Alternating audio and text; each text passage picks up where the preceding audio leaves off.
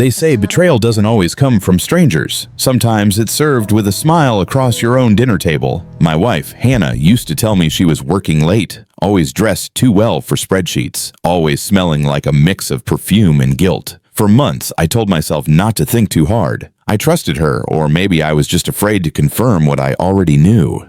But everything changed the night I met the husband she was lying to. It started like this. Hannah had been distant for months.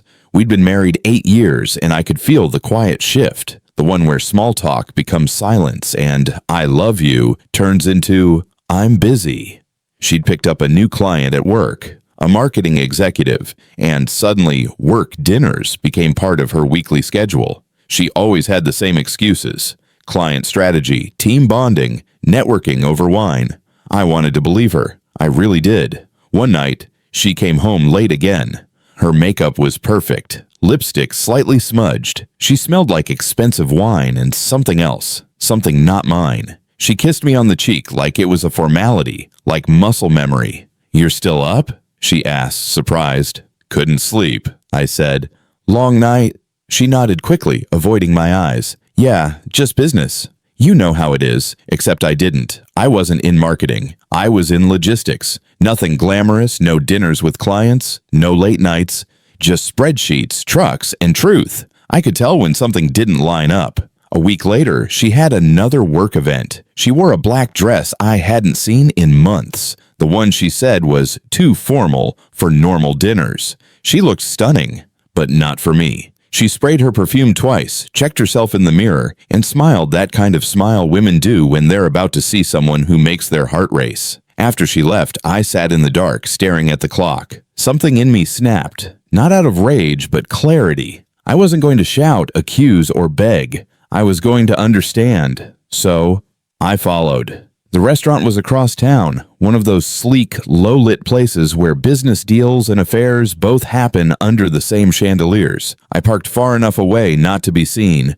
waited 10 minutes, and walked in. I spotted her instantly. She sat at a corner table laughing, hair tucked behind her ear. Across from her sat a man, handsome, polished, wearing a wedding ring. I froze. The world went quiet. The way they looked at each other, leaned in close. It wasn't business. It was something more practiced, more intimate. I didn't approach. I just watched. After about 20 minutes, I left. I had all the confirmation I needed, but fate wasn't done with me. A few days later, I was at a small conference for my company, networking, the boring kind. There was a lunch break mixer. I grabbed coffee, turned, and nearly spilled it when I saw him, the same man from the restaurant, wearing the same smile. He noticed my badge, grinned, and held out a hand. "Ethan Parker," he said.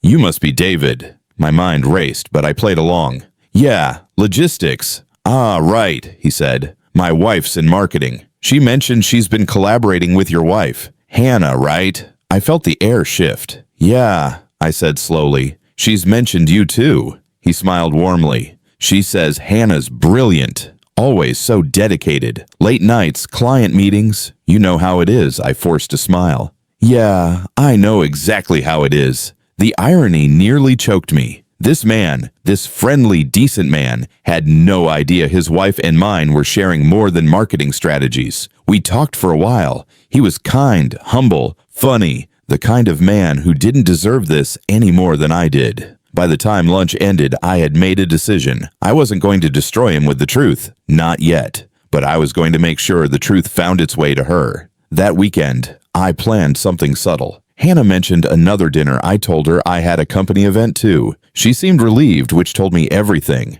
But instead of going to my event, I went to the restaurant again. This time with Ethan. See, when I met him earlier, I'd mentioned the food there, said my wife recommended it. He agreed we should grab a drink sometime. I took him up on it. What he didn't know was that I timed our arrival perfectly. We sat at the bar. 10 minutes later, Hannah walked in. Her face glowed with that familiar excitement, until her eyes met mine. Then her smile froze. Ethan followed my gaze, turned, and saw his wife walking in behind Hannah. That's when it all fell apart. They stopped dead in their tracks. Two guilty souls suddenly stripped of their cover stories. Hannah's hand trembled. The other woman looked pale as glass. Ethan blinked. "Wait, what's going on?" Hannah stammered. "David, what are you doing here?" I kept my voice calm. "Networking." Then, after a pause, I looked at Ethan and said quietly, "Seems our wives have been having a lot of business dinners together." The silence that followed was heavy enough to crush glass. Ethan looked from me to Hannah to his wife. "Is that true?" he asked, her voice cracking. No one answered. They didn't need to. I stood up, left a few bills on the counter, and said one thing before walking out. "Enjoy your freedom, Hannah. You earned it." That was the last time I saw her. She moved out 2 weeks later. The divorce papers came quickly, signed and delivered without a word. I didn't fight it. I didn't want to. Months passed. I ran into Ethan again at a mutual event. He looked tired, older somehow, but lighter too. We talked for a bit. No bitterness, just understanding. "I guess we both learned the same lesson," he said quietly. "Yeah," I replied. "Love doesn't die from lack of passion. It dies from lack of honesty." He nodded. We shook hands, and for the first time in a long time, I felt at peace. Because sometimes closure doesn't come from confrontation. It comes from watching the truth do what it always does. Destroy the lie piece by piece until all that's left is silence and freedom.